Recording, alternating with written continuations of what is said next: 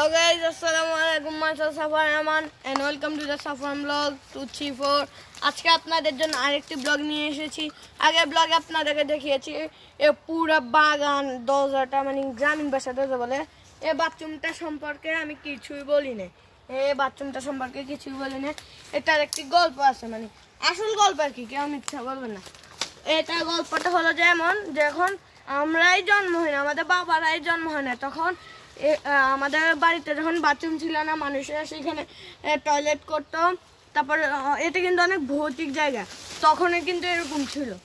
তো তারপর যারা ভয় পেত না তারা এসে টয়লেট করতো, আর যারা ভয় পেত তারা মানে পলিথিন বা কিছু একটা টয়লেট করে এটা ফালাই দিত।